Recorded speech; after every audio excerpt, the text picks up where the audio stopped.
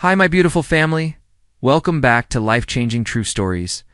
Today I bring you a powerful and deeply loving story.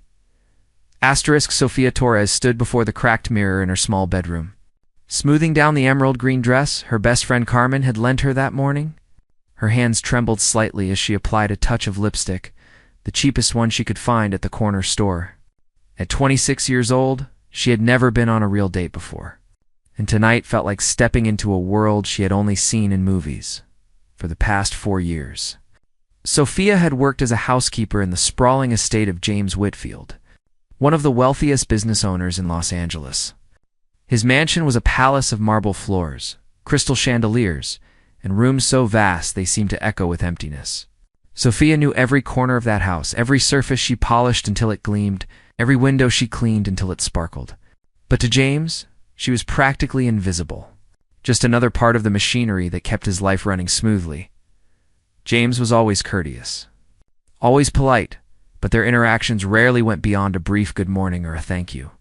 He was a man consumed by his work, constantly on phone calls, rushing between meetings, living a life that seemed grand from the outside but hollow from within. Sophia had often wondered what it must be like to have everything money could buy, yet seem so distant from happiness. Tonight was supposed to be different for Sophia. She had met Ryan through a dating app 2 weeks ago, and his messages had been sweet and encouraging. He seemed kind, understanding, someone who might see beyond her modest circumstances. When he suggested meeting at the Golden Rose, an elegant restaurant downtown, Sophia felt a flutter of hope. Maybe this was her chance to be seen, to be chosen, to matter to someone.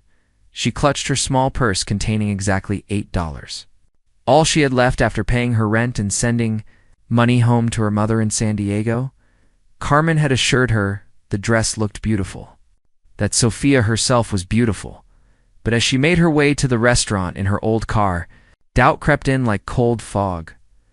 The Golden Rose stood like a jewel box on the corner of 5th Street, its windows glowing with warm light and its entrance flanked by well-dressed couples.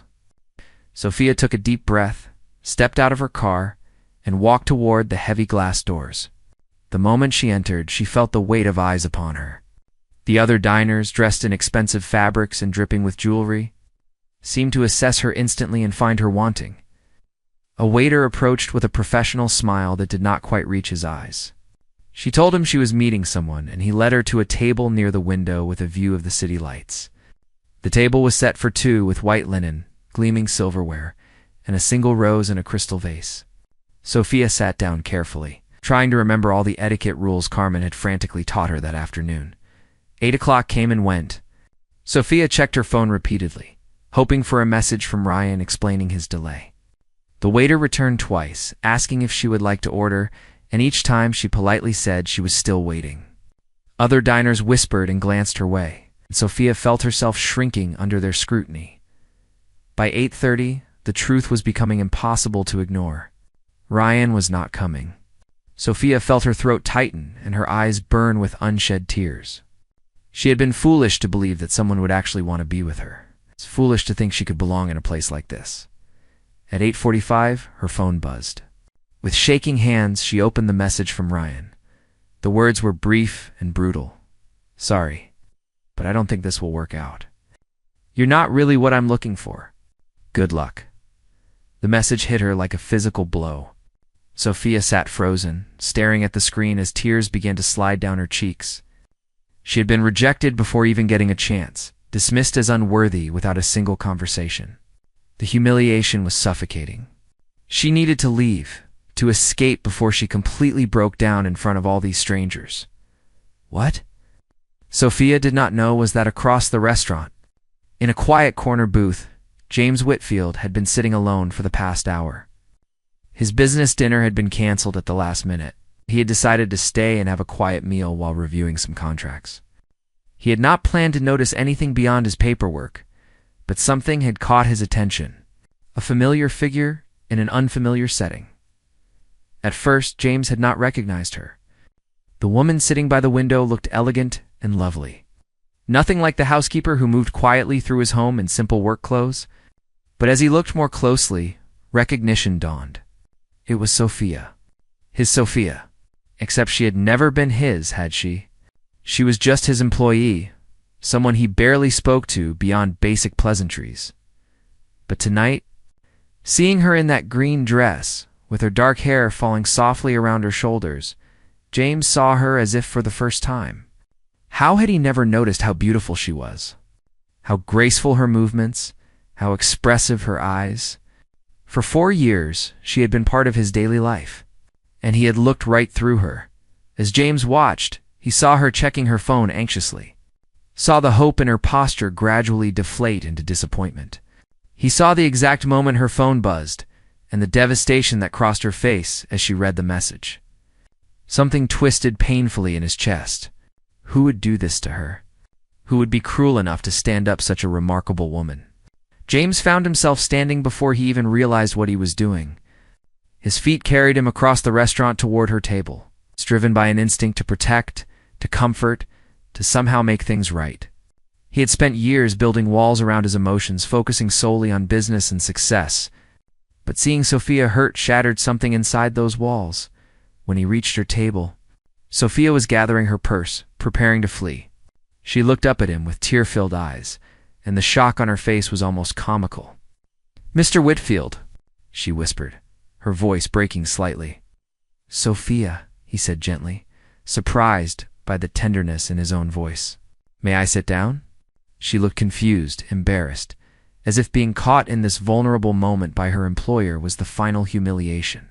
"I was just leaving," she said quickly, trying to wipe away her tears discreetly. "Please don't," James heard himself say. "Not yet. Not like this." There was something in his tone that made Sophia pause. She had heard him speak countless times over the years, always businesslike and distant. But this was different. This was human, real. She nodded slowly and sat back down. James took the seat across from her, and for a long moment they simply looked at each other. He could see her struggling to compose herself, to rebuild the walls of professionalism that had always existed between them. But he did not want those walls anymore. "I saw what happened," he said quietly. "Or rather, what didn't happen. Someone stood you up." Sophia felt her cheeks burn with shame. Of all the people to witness her humiliation, why did it have to be him? "Yes," she admitted, unable to meet his eyes. "I suppose I was foolish to think tonight would be different." "Different from what?" James asked, genuinely curious. "From every other time," Sophia said, her voice barely above a whisper. "I'm not the kind of woman men choose, Mr. Whitfield. I'm the kind they overlook." Her words struck James with unexpected force. How could she think so little of herself? How could she not see what he was only now beginning to see? "You're wrong," he said firmly. "And the man who stood you up tonight is a fool." Sophia looked up at him, searching his face for mockery or pity, but found neither. What she saw instead was something that made her breath catch. James Whitfield was looking at her the way she had always dreamed someone would look at her. Like she mattered. Like she was seen. "Why are you here?" she asked. "Why did you come over to my table?" James paused, asking himself the same question. Why had he crossed that restaurant? Why did seeing her in pain affect him so deeply? The answer, when it came, was both simple and terrifying. "Because I couldn't stand to see you hurt," he said honestly. "Because for 4 years you've been in my home, in my life, and I've been too blind to really see you. Until tonight." The air between them seemed charged with possibility. Around them, the restaurant continued its normal rhythm, but at their table, something extraordinary was beginning. Two people from completely different worlds were finally, truly seeing each other for the first time. "Have you eaten?" James asked, signaling to the waiter before she could protest. "I would be honored if you would join me for dinner." Sophia hesitated, thinking of the $8 in her purse, thinking of the impossibility of this situation. But something in James's eyes made her want to be brave, made her want to believe that maybe, just maybe, tonight could still become something beautiful. "I would like that," she said softly, as the waiter approached with menus. James smiled at Sophia, a real smile that transformed his usually serious face. And Sophia, despite everything that had happened, found herself smiling back. Neither of them knew it yet, but this moment would change both their lives forever. The broken promise of a careless man had led to something neither expected, an unexpected connection that would challenge everything they thought they knew about love, class, and what truly matters in life. The waiter presented the menus with a flourish, but Sophia barely glanced at hers. Everything seemed impossibly expensive, each dish costing more than she made in a day. She felt James watching her, and when she looked up, he was smiling gently. "Order anything you like," he said. "Tonight, let's forget about everything else. Just be two people sharing a meal." His words were kind, but Sophia still felt the weight of their difference pressing down on her. "Mr. Whitfield, I appreciate this, but you don't have to, James," he interrupted softly. "Please, call me James. At least for tonight, can we set aside the fact that I'm your employer? Can we just be Sophia and James?" Something in his voice, a vulnerability she had never heard before, made her relax slightly. "James," she repeated, testing how his name felt on her lips. It felt natural, right, as if she had been waiting years to say it this way. They ordered their meals, and as they waited, an unexpected ease settled between them. James asked her about her evening, and Sophia found herself telling him about Ryan, about the 2 weeks of messages that had made her feel special, about the hope that had bloomed and then died in the span of a few hours. "He said I wasn't what he was looking for," Sophia said, her fingers tracing the rim of her water glass.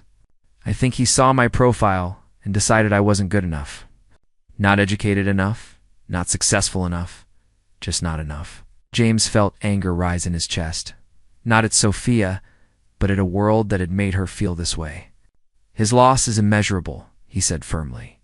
"And if I'm being honest, I'm grateful to him." Sophia looked up in surprise. "Grateful? Why?" "Because if he had shown up tonight, I wouldn't be sitting here with you right now," James said, holding her gaze. "I wouldn't have finally opened my eyes to see what's been in front of me all this time." Their food arrived, and the conversation shifted naturally to other topics.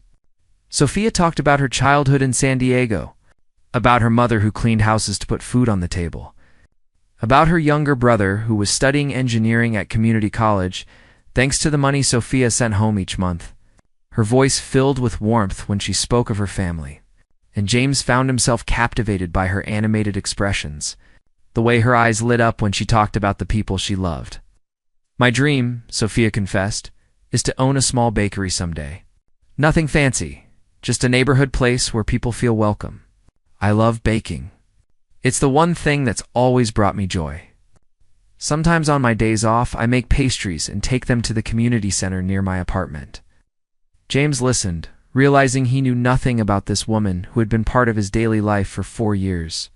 He had never asked, never wondered, never cared to look beyond the surface. The realization shamed him. "What about you?" Sophia asked, surprising him with her directness. "What's your dream, James? What do you want beyond business deals and board meetings?" The question caught him off guard. No one asked him things like that. People asked about his companies, his investments, his strategies, but never about his dreams. "I don't know anymore," he admitted. "I think I stopped dreaming a long time ago. My father built this empire and handed it to me. I've spent my entire adult life maintaining it, growing it, but I'm not sure I ever chose it." Sophia leaned forward, genuinely interested. "If you could do anything, be anyone, what would you choose?" James thought for a long moment, and a truth he had never spoken aloud surfaced. "I think I'd want to be a teacher. History, maybe, or literature. Something that matters to people, that shapes minds and touches lives. My grandfather was a teacher before my father pulled him into the family business. He was the happiest person I ever knew. Then why don't you?" Sophia asked simply. "Because it's not that easy," James said with a sad smile. "There are expectations, responsibilities, hundreds of people who depend on the company for their livelihoods. You can't just walk away from that." "Maybe not," Sophia agreed. "But you could find a way to do both. You could teach part-time, volunteer, mentor students. There's always a way to feed your soul, James, even when duty feeds your body." Her wisdom struck him deeply. Here was a woman who had every reason to be bitter about life's unfairness, yet she spoke with hope and possibility. She worked a job that many would consider beneath her talents. yet she found joy in baking for strangers at a community center. She had been rejected and humiliated tonight, yet she sat here with grace and kindness. As the evening progressed, James found himself sharing things he had never told anyone. He spoke about the loneliness of his childhood in a house full of staff, but empty of affection. He described his parents' cold marriage, more business partnership than love story. He admitted that at 42 years old, he had dated many women, but never truly connected with any of them. They see the money, the lifestyle, the opportunities I represent, he said. But no one sees me, the real me. The man who sometimes wishes he could just be ordinary, have simple Sunday dinners with family. Worry about everyday things instead of stock markets and merger agreements. Sophia reached across the table and, in a gesture that surprised them both, placed her hand over his. I see you, James. Maybe for the first time. We're both really seeing each other. The touch of her hand sent warmth through him. A feeling he could not quite name, but that felt like coming home after a long journey. They sat like that for a moment, connected across a table in a restaurant full of strangers. Two souls recognizing something essential in each other. When the waiter brought the check, James paid without hesitation, brushing aside Sophia's half-hearted protest. They walked out into the cool Los Angeles night, neither wanting the evening to end. The city lights sparkled around them, and a gentle breeze carried the scent of jasmine from nearby gardens. Thank you, Sophia, said as they stood by her car. This night started as the worst of my life, but you turned it into something beautiful. I'll never forget your kindness. It wasn't kindness, James said, stepping closer. It was selfishness. I didn't want to see you leave. I didn't want to lose the chance to know you. Sophia looked up at him, and in the glow of the streetlights, James thought she was the most beautiful thing he had ever seen. Not because of the dress or the makeup, but because of the light that came from within her, a light that had always been there, but that he had been too blind to see. Can I see you again? He asked, his voice uncertain, in a way that was completely foreign to him. Not as employer and employee, but as James and Sophia. Can we do this again? Sophia knew she should say no. She knew that crossing this line could complicate everything, could cost her the job she desperately needed, could end in heartbreak when reality reasserted itself. But looking into James's eyes, seeing vulnerability and hope reflected there, she found herself nodding. Yes, she whispered. I'd like that very much. James smiled, and before he could second-guess himself, he leaned down and gently kissed her forehead. It was a chaste kiss, respectful, but it promised something more, something neither of them quite dared to name yet. I'll call you tomorrow, he said. We'll figure this out together. As Sophia drove home that night, her mind spun with the impossibility and wonder of what had happened. She had gone to that restaurant expecting nothing and had found something she never knew she was searching for. A connection that transcended all the barriers society had built between people like her and people like James. Meanwhile, James stood in the parking lot long after her car had disappeared, feeling more alive than he had in years. The careful, controlled life he had built suddenly seemed like a cage, and Sophia was the key that might finally set him free. The next morning, Sophia arrived at the mansion for work with butterflies in her stomach. She half expected everything to have changed, for James to pretend the previous night had never happened. But when she entered through the kitchen door, she found him there, something that had never happened before. He was making coffee, and when he saw her, his face lit up with a genuine smile that took her breath away. Good morning, Sophia, he said warmly. I made extra coffee. Would you join me on the terrace for a few minutes before you start your day? It was a simple invitation, but it held the promise of something more. As they sat together watching the sunrise, sipping coffee and talking easily, both knew their lives had irrevocably changed. The question was not whether they felt something powerful between them. That was undeniable. The question was whether they had the courage to pursue it. Despite everything that stood in their way, over the following weeks, they fell into a new rhythm. Sophia worked during the day, maintaining professionalism, but in the evenings, after her official hours ended, they would meet. Sometimes they cooked dinner together in his vast kitchen, James learning to make her grandmother's recipes while Sophia taught him with patient humor. Sometimes they watched old movies in his home theater, sitting close enough to feel each other's warmth. Sometimes they simply talked for hours, sharing dreams and fears and everything in between. James discovered that Sophia had a quick wit that made him laugh, something he had not done freely in years. She introduced him to her world, taking him to the community center where she volunteered, showing him the small joys she found in everyday life. Through her eyes, he began to see richness and simplicity, value in things money could not buy. Sophia, for her part, saw depths in James that his public persona never revealed. She learned about his secret donations to schools and hospitals, contributions he never publicized. She discovered his love of poetry, finding worn volumes of Pablo Neruda and Rumi hidden in his study. She realized that beneath the businessman was an artist's soul, starved for beauty and meaning, but their growing closeness could not remain secret forever. And when the world discovered their relationship, they would face their greatest test. The turning point came on a Friday evening 6 weeks after that fateful night at the Golden Rose. James had invited Sophia to a charity gala, a public event where his appearance always attracted attention. For weeks he had been carefully introducing the idea of their relationship to his inner circle, testing the waters, but nothing had prepared either of them for the storm that would follow.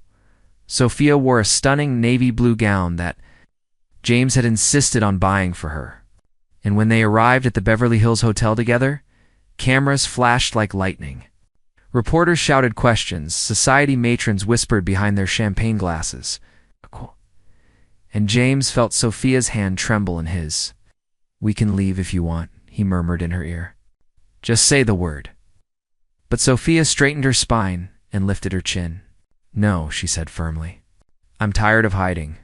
I'm tired of feeling like I should be ashamed of who I am or what I feel for you."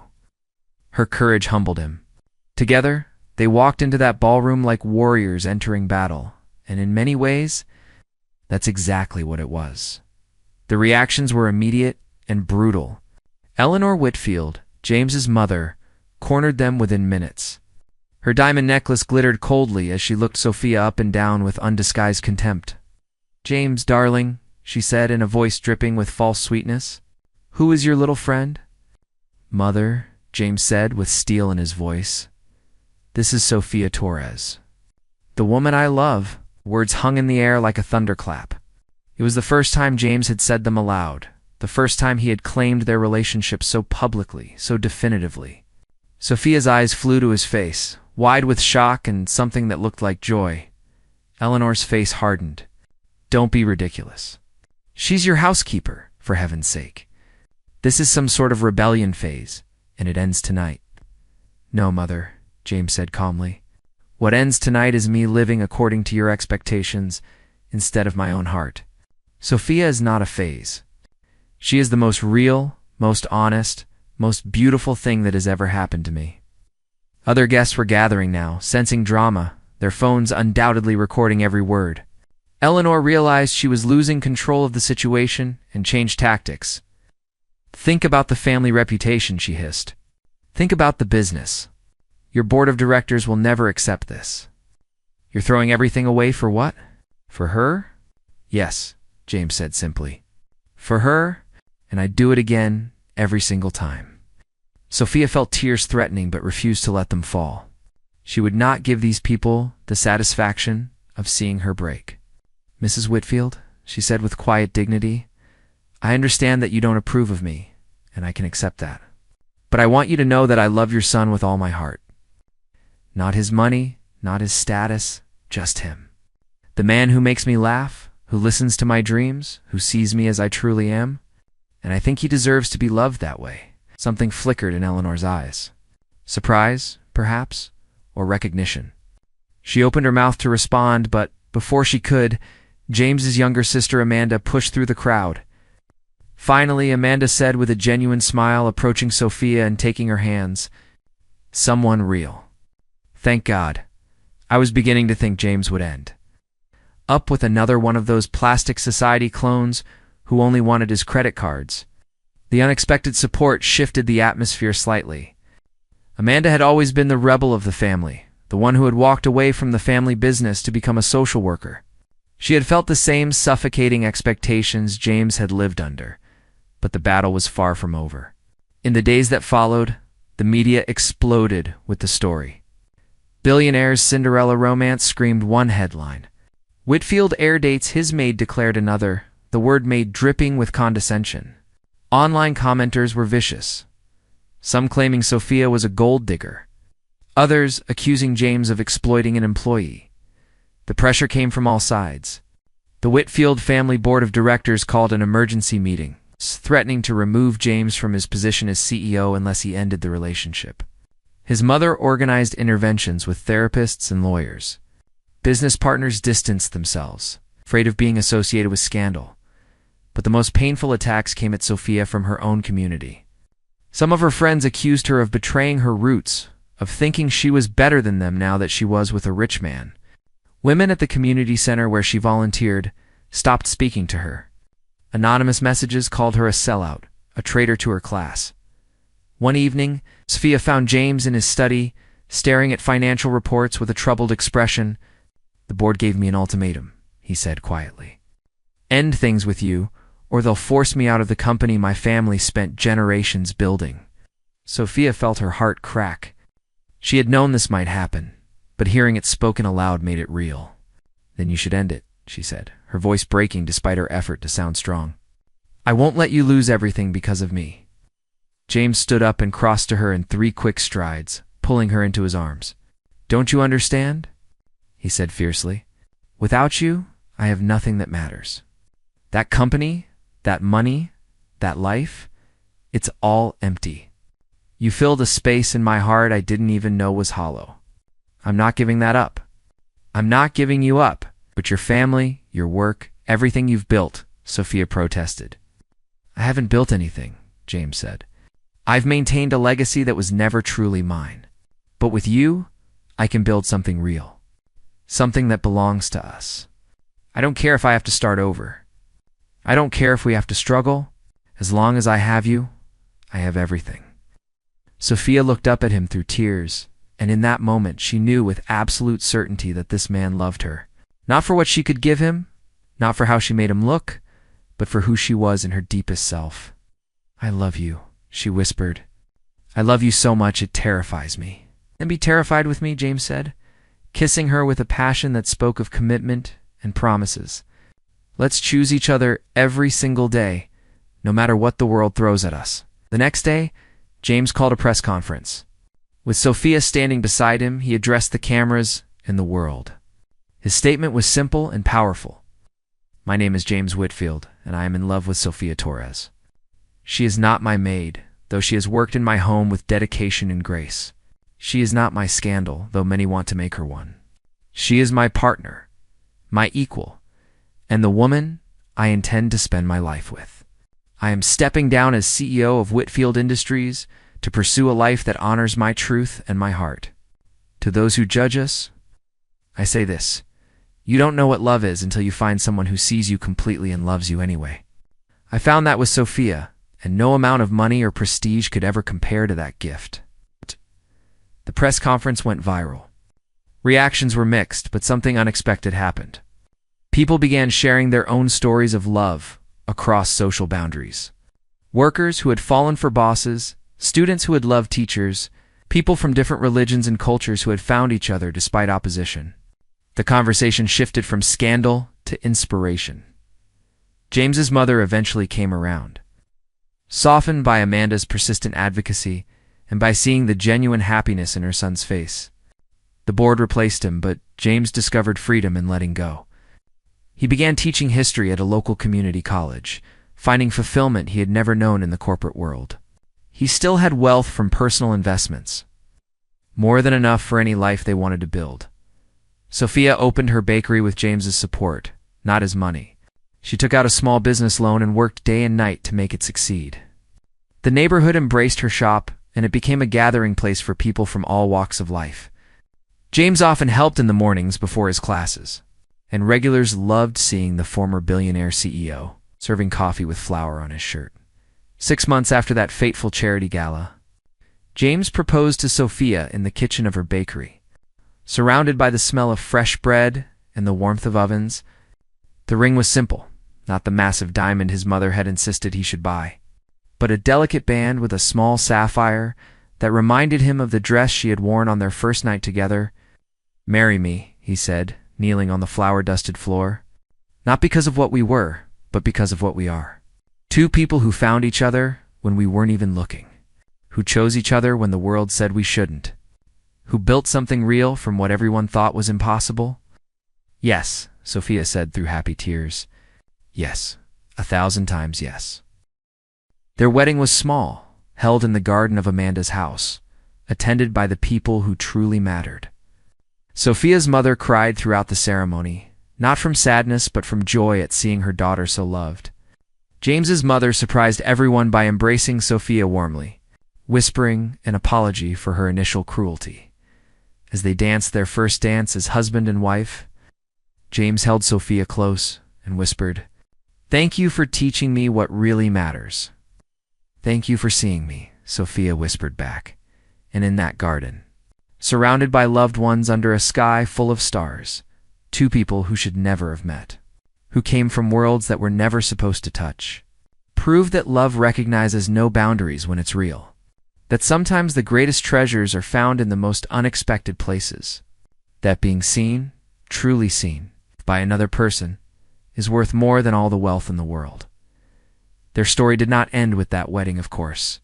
It was just the beginning of a lifetime of choosing each other, of building a life that honored both their dreams, of proving every day that love, when it's genuine and brave, can cross any divide and create something beautiful from what the world insists should remain separate. And somewhere in Los Angeles, in a little bakery that smelled of cinnamon and hope, their story inspired others to believe in the impossible, to see beyond surfaces, to recognize that the most profound connections often come from the most unexpected places. Sometimes it takes being humiliated on a blind date with only $8 in your purse to find the love of your life sitting across a restaurant, finally opening his eyes to see what had been there all along. Sometimes it takes losing everything to discover what truly matters. And sometimes love is simply two people deciding that together is better than apart, no matter what anyone else thinks. Thank you for taking the time to listen to this story. If you enjoyed this content, don't forget to click like, share this story with your friends and family, and subscribe to the channel so you don't miss out on more meaningful stories.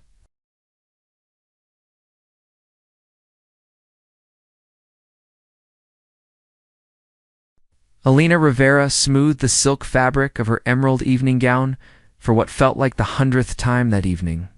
The Grand Millennium Hotel. Ballroom glittered with crystal chandeliers and the expensive jewelry adorning the necks of Seattle's elite. She stood near the champagne fountain, watching her husband Graham. Whitmore worked the room with the practiced ease of someone born into wealth and privilege. 5 years ago, Elena had been a rising curator at the Northside Contemporary Art Gallery, passionate about discovering new artists and bringing their visions to life. Then she met Graham at an exhibition opening, and everything changed. He swept her off her feet with romantic dinners, weekend getaways, and promises of a life where she would never have to worry about money again. Within 6 months, they were married. Within a year, Graham had convinced her that working was unnecessary, that she should focus on being the perfect wife, hosting dinner parties. In supporting his career, Elena took a sip of champagne, the bubbles doing nothing to ease the growing discomfort in her chest. She had been standing alone for the past 20 minutes while Graham networked with potential clients and business partners. She decided to join him, thinking perhaps she could contribute to the conversation. After all, she had a master's degree in art history and had once been quite good at reading people and making connections. She approached the circle where Graham stood with 3 other men in expensive suits. They were discussing a real estate development project downtown.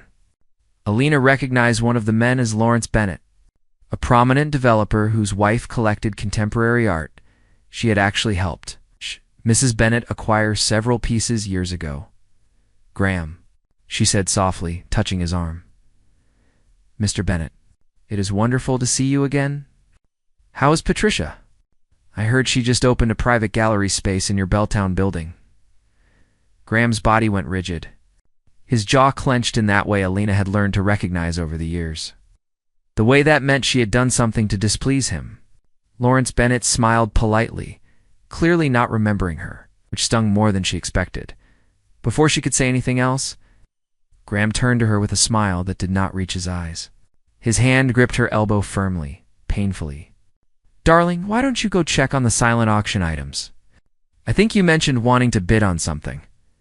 "I thought I could join the conversation," Alina replied, confusion mixing with the first stirrings of hurt. "I actually know quite a bit about the art scene in that neighborhood." The look Graham gave her could have frozen fire.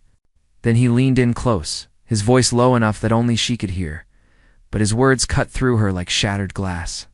"Stay away, you are embarrassing me. Go find something else to do." The world seemed to tilt. Alina felt heat flood her face as the men in the circle shifted uncomfortably.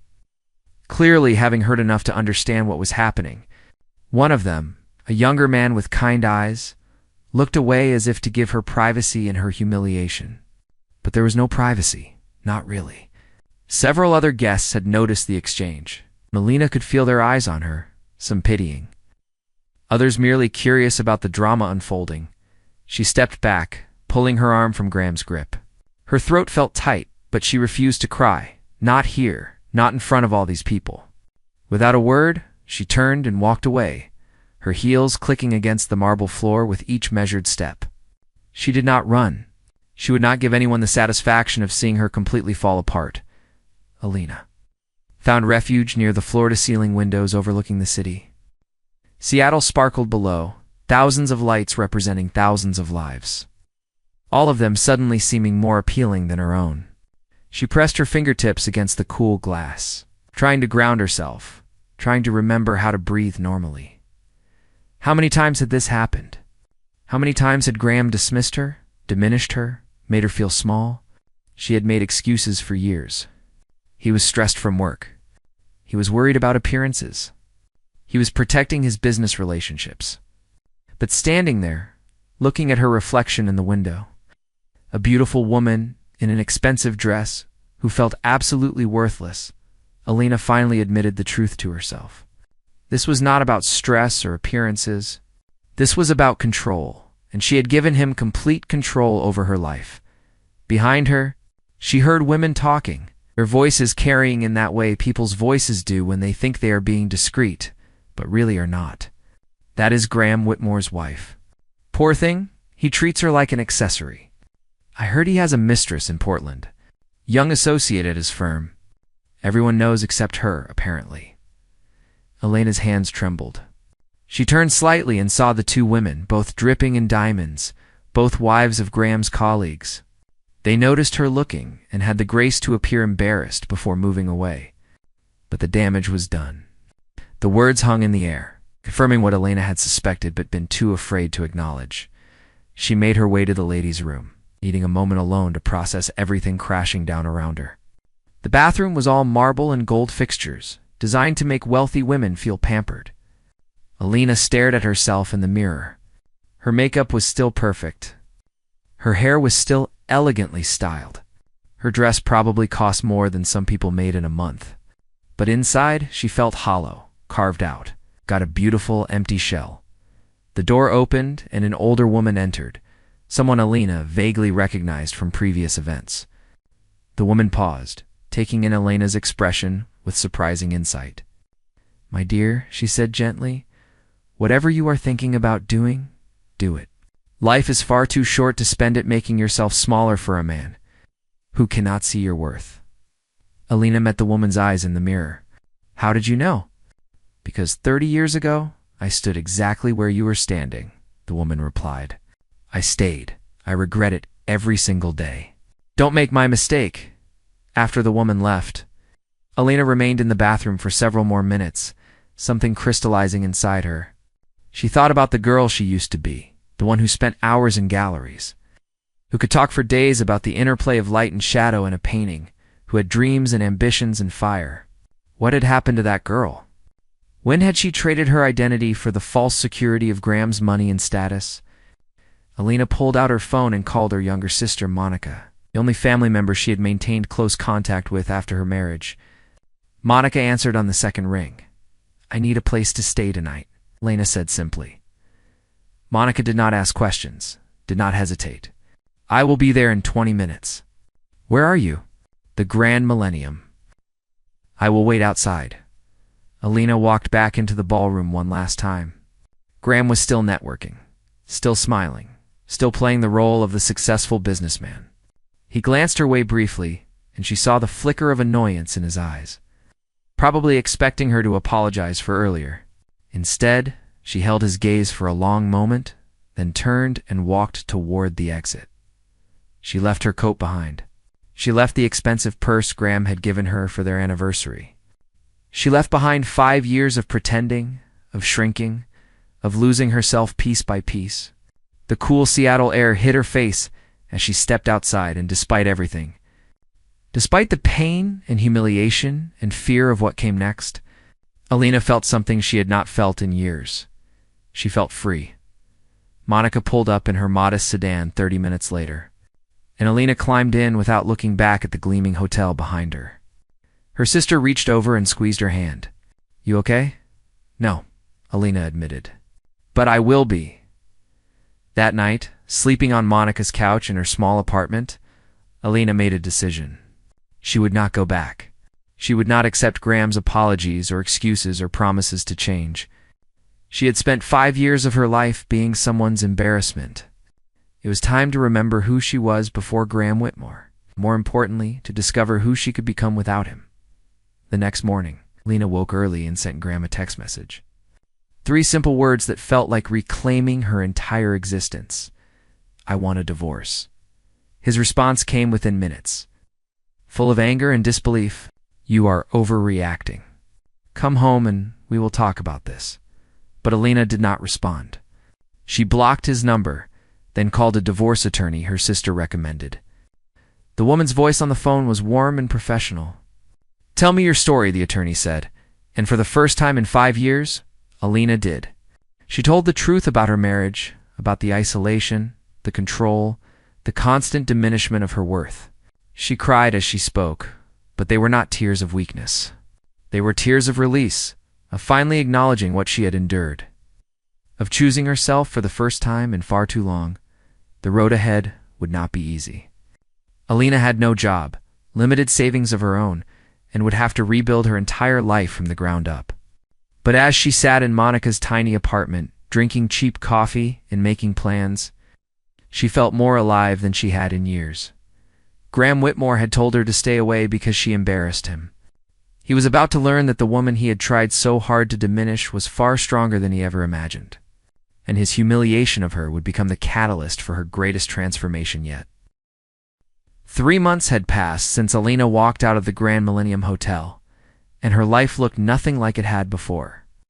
She lived in a small studio apartment in the Capitol Hill neighborhood, a space barely large enough for a bed, a kitchenette, and a small table she used for both dining and working. The walls were thin, the plumbing occasionally groaned, and the heating was unpredictable. But it was hers, paid for with money she earned herself. And that made it more valuable than the sprawling house she had shared with Graham. The divorce proceedings were moving slowly, tangled in the web of Graham's expensive lawyers, who seemed determined to drag everything out as long as possible. He had contested everything, claiming Alina had been a gold digger from the start, that she had manipulated him into marriage. The accusations stung, but Alina had learned to let them bounce off her. She knew the truth, and that was enough.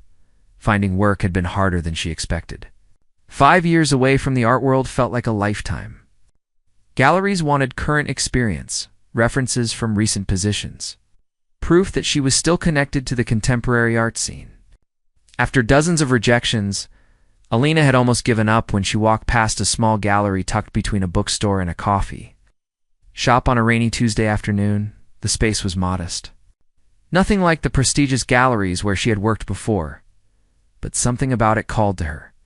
The window display featured works by local artists, pieces that showed genuine talent and vision rather than the calculated commercial appeal of high-end galleries. Alina stood outside for several minutes, rain soaking through her coat, staring at a particular painting of the Seattle skyline rendered in bold, emotional brushstrokes. The door opened, and a woman in her early 60s stepped out. Her silver hair pulled back in a casual bun, her eyes sharp and kind behind purple-framed glasses. "You have been standing out here for 10 minutes," the woman said with a slight smile. "Either you really love that painting, or you are working up the courage to come inside." Alina felt her face flush. "I used to work in galleries," she admitted. "Before everything changed. I was just remembering what that felt like." The woman studied her for a moment, then extended her hand. "Diane Foster. I own this place. Come in and get out of the rain." Inside, the gallery was warm and welcoming, filled with carefully curated pieces that showed Diane's discerning eye.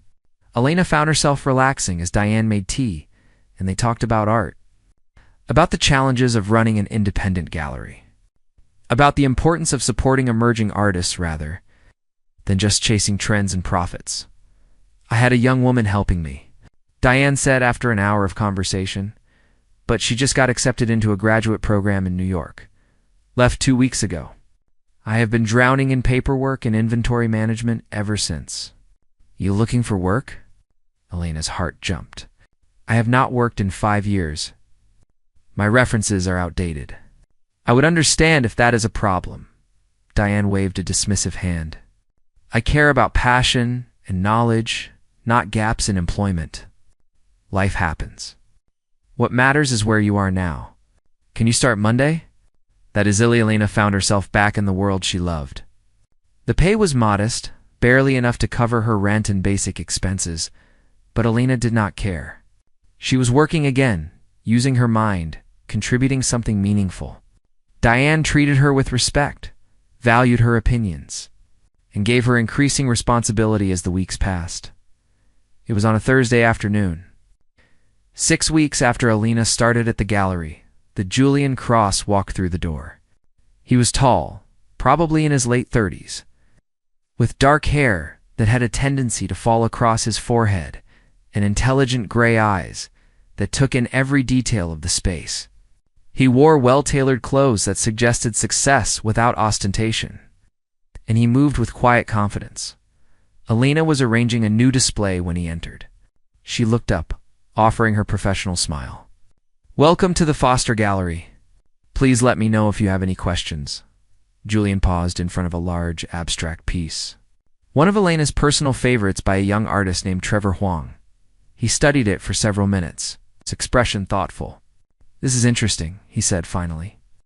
"The way he uses negative space to create tension. It is architectural in its precision, but emotional in its impact."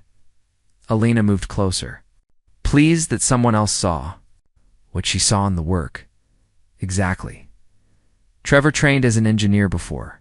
Switching to art, he brings that technical understanding, but filters it through genuine, emotional depth.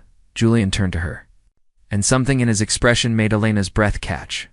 Not in the overwhelming, almost suffocating way Graham used to make her feel, but in a way that felt like recognition, like meeting someone who spoke the same language. "You have a good eye," he said simply. Over the next hour, they walked through the gallery together.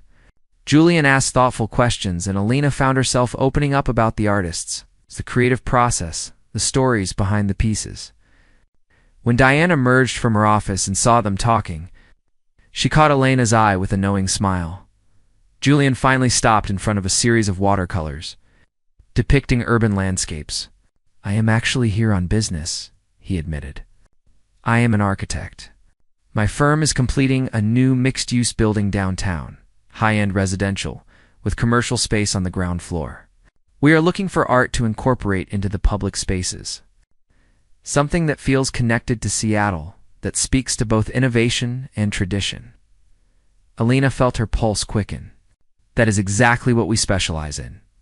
Local artists who capture the essence of the city while pushing creative boundaries. Could we set up a consultation?" Julian pulled out a business card. "I would love to discuss this further, see what pieces might work for the project." Alina took the card, their fingers brushing briefly. The name embossed on the card read Cross Architecture and Design with an address in one of the upscale office buildings near Pike Place Market. "Of course, would next Tuesday work?" "Perfect," Julian said. He hesitated at the door, then turned back. "I am glad I found this place. And glad I met you." After he left, Diane appeared at Elena's shoulder. Well, she said with amusement. That was interesting. It was a business inquiry, Elena protested, but she could feel her face warming. Diane laughed. Honey, I have been running this gallery for 20 years. That man was interested in more than just art.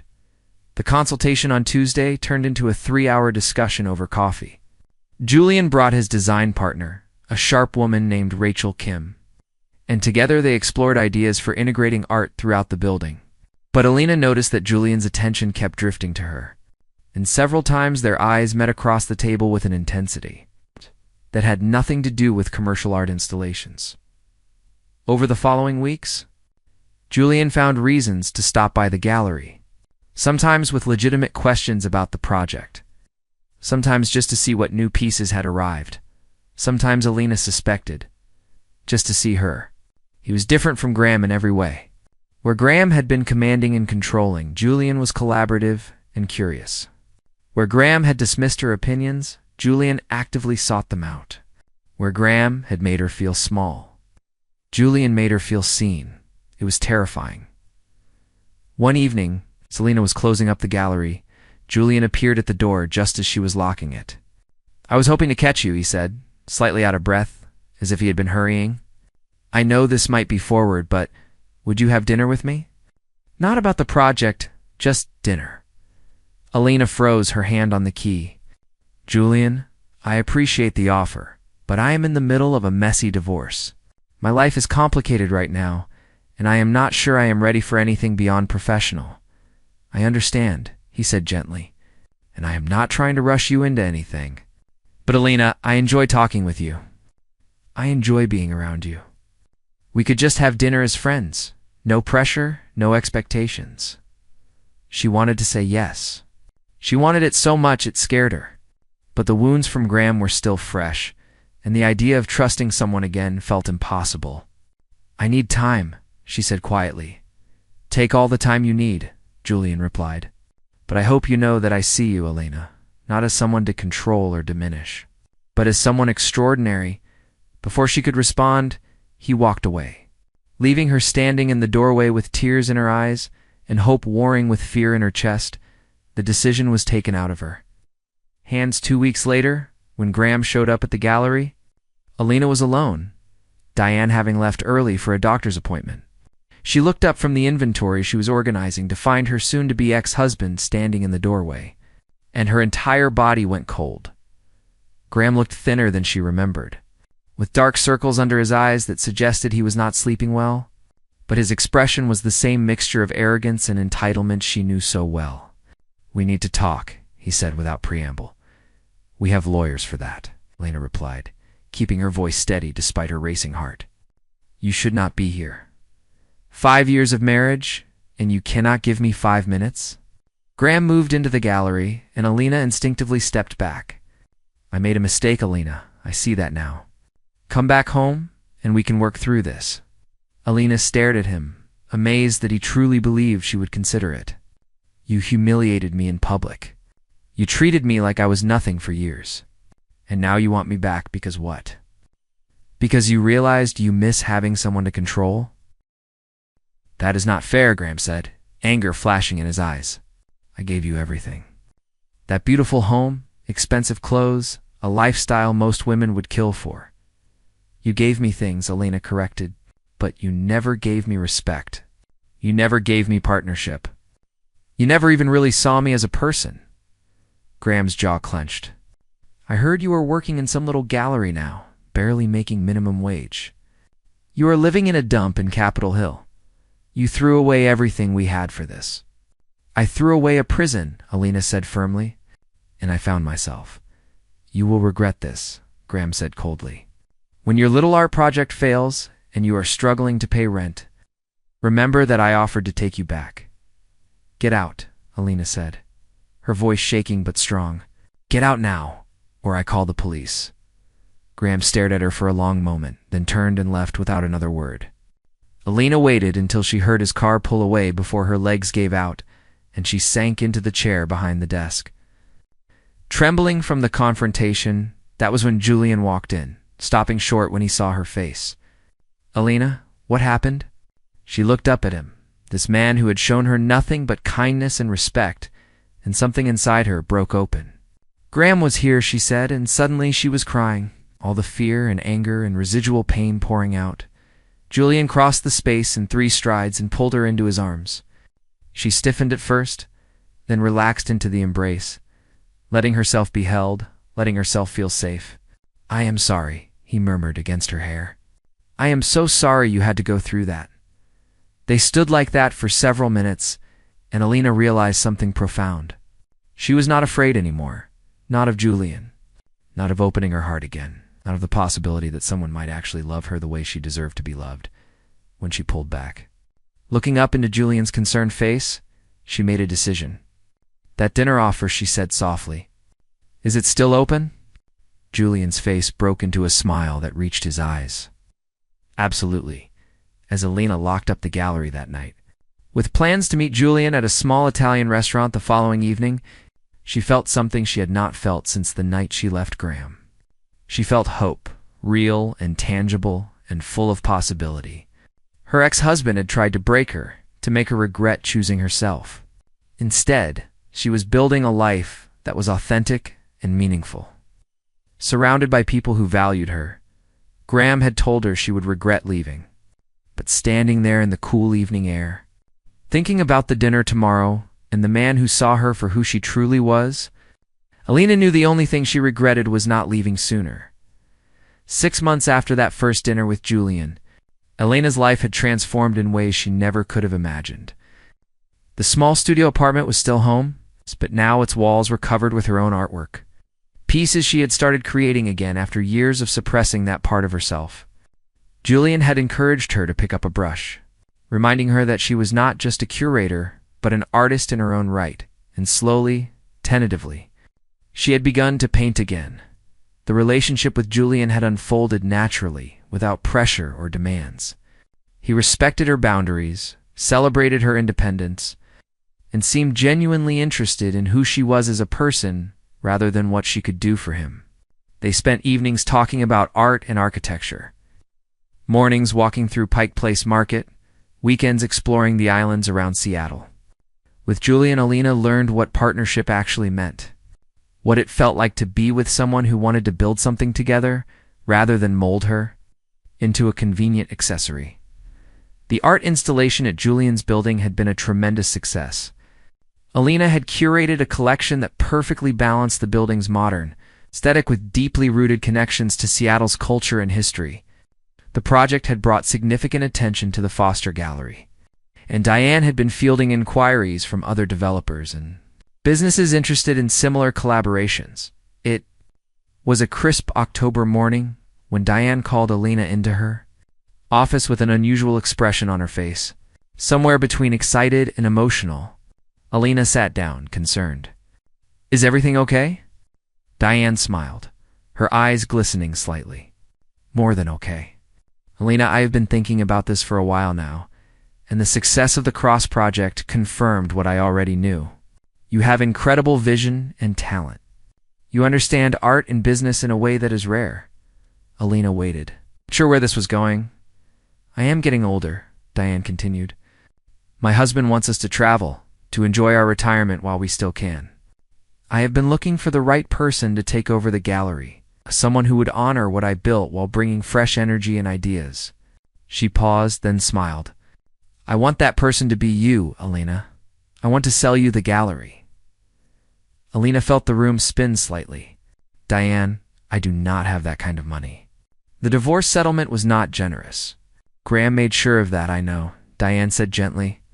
"That is why I am proposing a payment plan, something manageable that would allow you to buy in over time. You have already proven yourself invaluable here. This place should be yours." Tears sprang to Alina's eyes. She thought about the girl who had walked out of that hotel 6 months ago with nothing but her dignity. The woman who had rebuilt her life one small piece at a time. Owning her own gallery had been a dream she had buried years ago, convinced it was impossible. And now Diane was offering her exactly that. "Yes," Alina said, her voice thick with emotion. "Yes, I want this." "Thank you, Diane. Thank you for believing in me." They spent the next hour discussing details. timelines, and visions for the gallery's future. Elena's mind was already spinning with ideas. Ways to expand their reach while maintaining the intimate, artist-focused approach that made the Foster Gallery special. That evening, she met Julian at their favorite waterfront restaurant to share the news. His face lit up when she told him, and he pulled her into a tight embrace. "I am so proud of you," he said. "You deserve this, Elena. You have worked incredibly hard," as they sat overlooking the water. Watching the ferries move across Elliott Bay, Julian reached across the table and took her hand. "There is something I have been wanting to talk to you about," he said. Suddenly nervous in a way she rarely saw from him, Elena's heart quickened. "What is it?" "My firm has been offered a major project in Barcelona," he said carefully. "It is a career-defining opportunity, the kind of thing that only comes along once. But it would mean relocating for at least a year, possibly longer." Elena felt her chest tighten.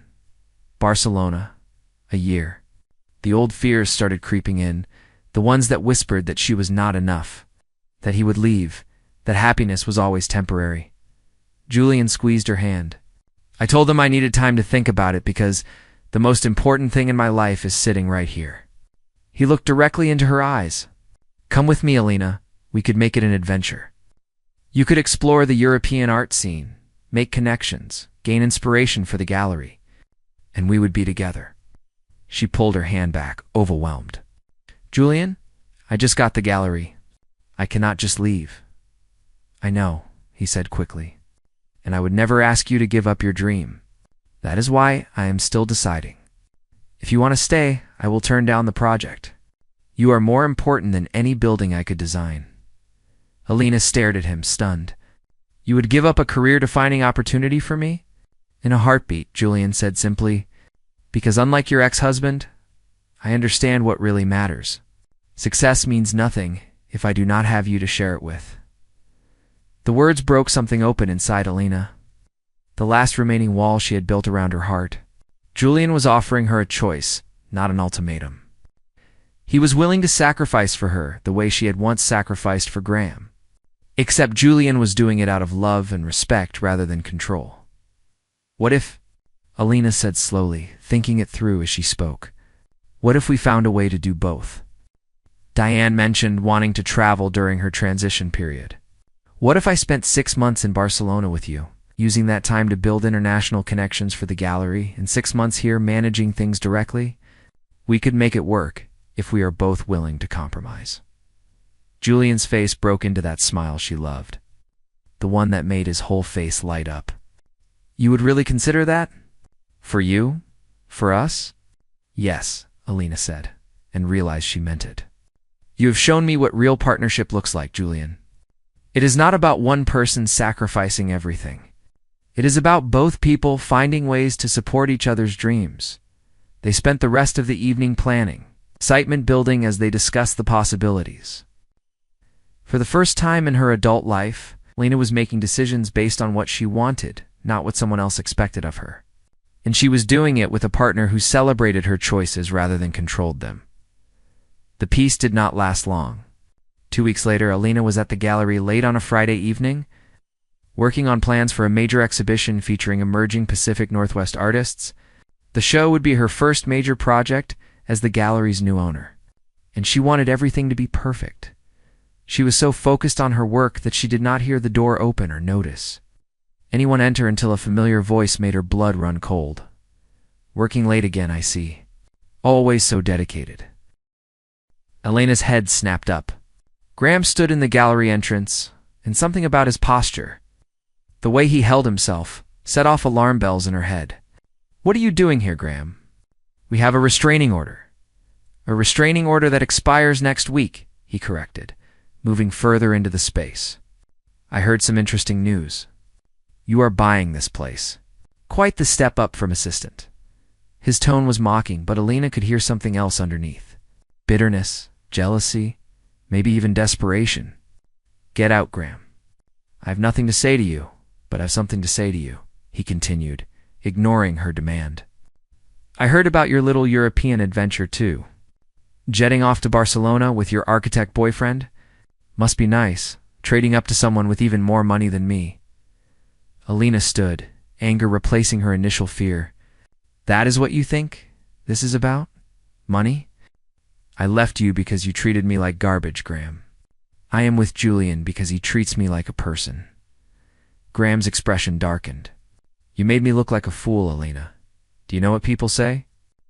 That my wife left me for nothing, that she chose poverty over me. You humiliated me. I humiliated you. Alina felt years of suppressed anger rising to the surface. You told me to stay away because I was embarrassing you in front of your business associates. You dismissed everything I said, everything I cared about. You had affairs and expected me to just accept it. And somehow I am the one who humiliated you? I gave you everything, Graham said, his voice rising. I made you someone. Without me, you were just a mediocre curator at a second-rate gallery. The words were meant to wound, to make her doubt herself the way she had for so many years, but they bounced off harmlessly because Alina finally understood her own worth. No, Graham, she said calmly. You did not make me someone. You tried to unmake me. You tried to erase who I was so you could have a pretty accessory on your arm. And I let you for far too long. Graham took a step toward her, and Alina saw something dangerous flash in his eyes. You think you have one? You think your little life is so perfect now? I can destroy this, Alina. One phone call to the building inspectors, one complaint to the right people, and your gallery is finished.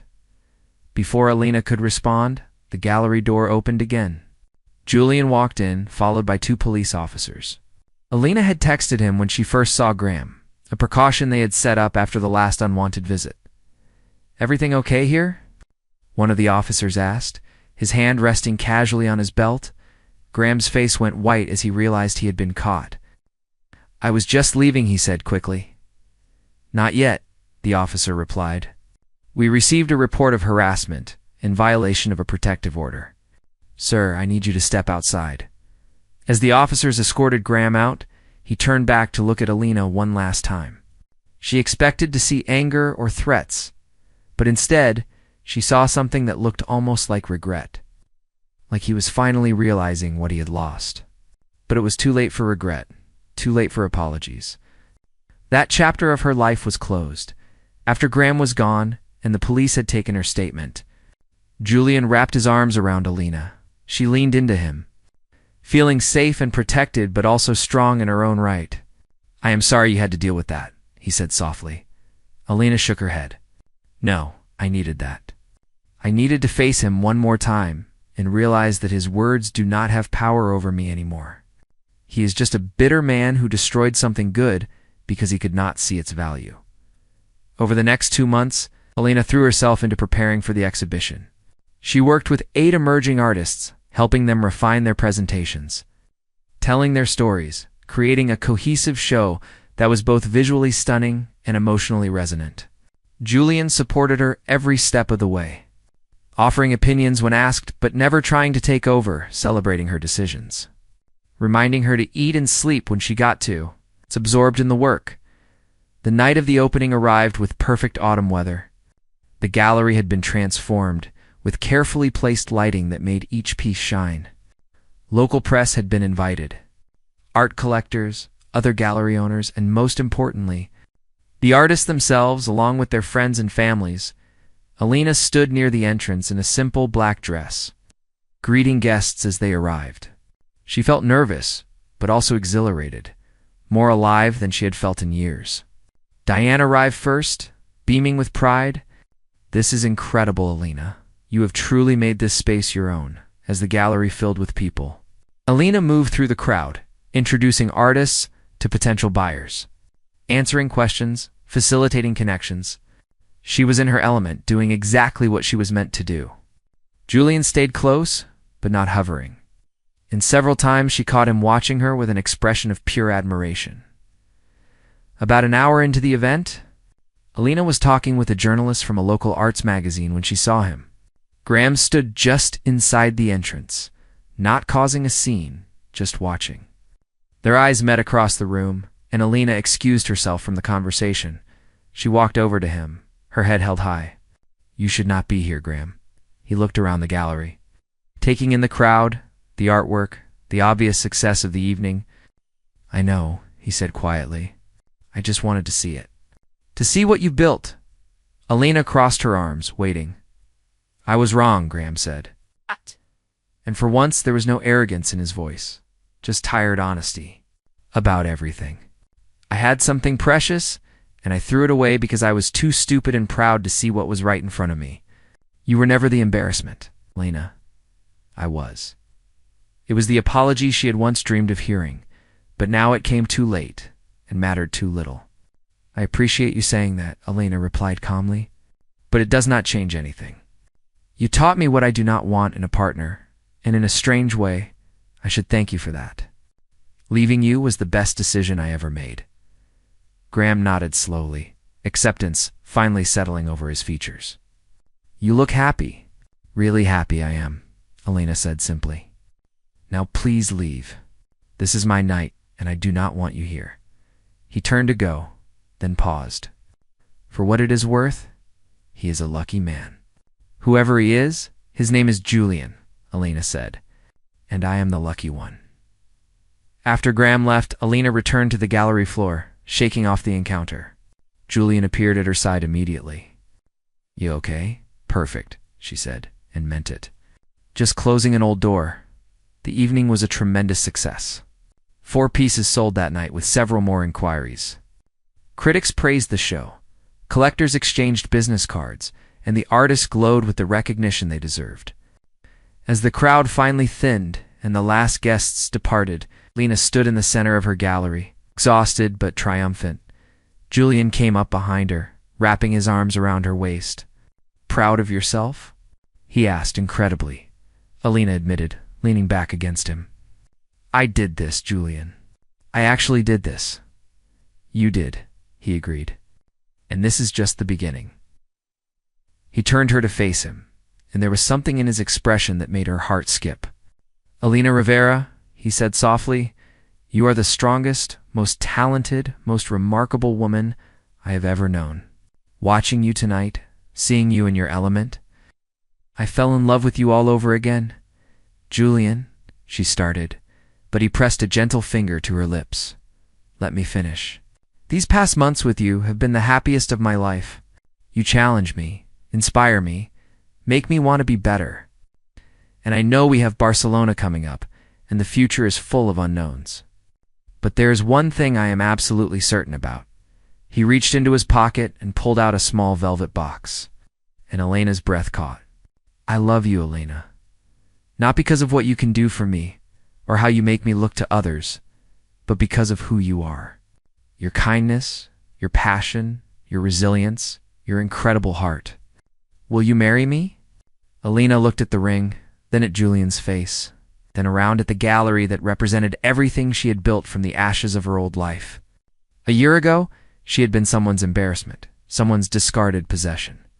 Now she was a business owner, an artist, a woman who knew her own worth. And she was loved by someone who celebrated her rather than diminished her. Yes, she said, tears streaming down her face. Yes, Julian, I will marry you. As he slipped the ring onto her finger and pulled her into a kiss. Elena thought about the night Graham had humiliated her at that charity gala. The moment that it seemed like the worst night of her life. She had been so broken, so convinced that she was worthless. But that humiliation had been the catalyst for everything good that followed. It had forced her to choose herself, to rebuild. To remember who she was and who she wanted to be. Graham had tried to make her regret leaving. Instead, she had built a life so full of purpose and love that she could not imagine having stayed. His cruelty had inadvertently set her free, and his loss had become her greatest gain. 6 months later, Elena and Julian married in a small ceremony on one of the San Juan Islands, surrounded by close friends and family. Diane cried happy tears. Monica gave a toast about her sister's strength and resilience. The artists from Elena's first exhibition attended, grateful for the woman who had believed in them, as Elena danced with her new husband under string lights with the ocean breeze in her hair. She thought about the journey that had brought her here. The pain, the fear, the slow rebuilding of her life and her confidence. She thought about Graham somewhere out there, hopefully learning to be a better person, but ultimately irrelevant to her happiness. The humiliation that was meant to break her had instead awakened her. The husband who told her to stay away had pushed her toward the life she was always meant to live. And the regret Graham had wanted her to feel had transformed into profound gratitude for the courage to start over. Elena Rivera had been told she was an embarrassment. Now she was a gallery owner, an artist, a partner to someone who treasured her, and most importantly, a woman who finally understood her own immeasurable worth. And as she looked around at the people celebrating with her, all of them there because they valued her for exactly who she was, Elena knew that the best revenge was not making Graham regret his choices. The best revenge was building a life so beautiful that his opinion simply did not matter anymore. She had done more than survive. She had flourished.